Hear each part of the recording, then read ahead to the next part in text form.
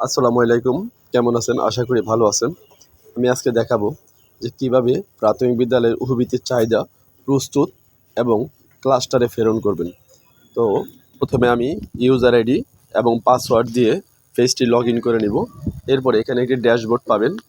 ড্যাশবোর্ডের নিচে অনেকগুলো অপশন রয়েছে: প্রাথমিক নির্বাচন, বেনিফিশিয়ারি শিক্ষার্থী, তথ্য সংশোধন, চাহিদা, রিপোর্ট। এখানে চাহিদা অপশনের উপর একটি ক্লিক করে দিব। এবার এই পেজটির ডান পাশে অনুমোদিত সকল শিক্ষার্থীর তথ্য শো করবে।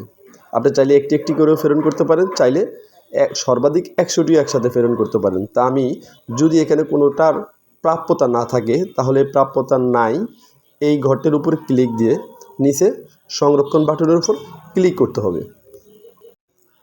এখন আমি চাহিদা প্রস্তুত করব। যদি আমি একটি একটি করে চাহিদা প্রস্তুত করি তাহলে আমি প্রথমটি চাহিদা প্রস্তুত করব। ডান দিকে আমার এখানে মাস রয়েছে: জানুয়ারি, ফেব্রুয়ারি, মার্চ, এপ্রিল, মে, জুন।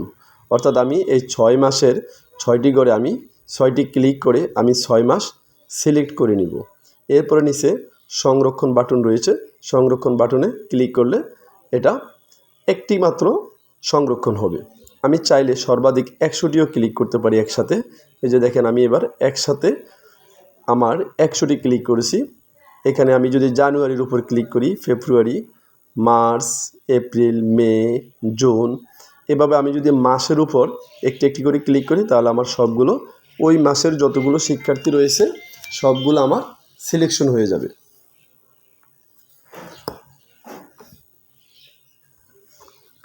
এবার আমি নিচের বাম কর্নারে সংরক্ষণ বাটনে ক্লিক করে আমি এগুলোকে সংরক্ষণ করব।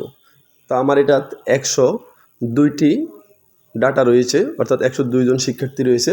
আমি একসাথে 100 জনের তথ্য সংরক্ষণ করার পর এখনও 2 জন রয়ে গেছে।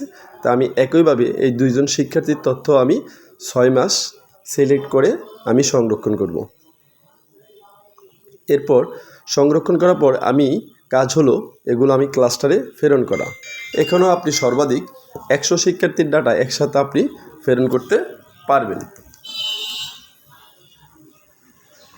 এবার আমি ক্লাস্টারের চাহিদা জমাদান এই অপশনটিতে যখন ক্লিক করব, ক্লিক করলে আমার এখানে যে সকল একটু আগে আমি যে চাহিদা সংরক্ষণ করেছি সেগুলো এখানে শো করছে। আমি এক ক্লিকে আমি আবারও পুনরায় 100টি সিলেক্ট করে আমি ক্লাস্টারে প্রেরণ করব।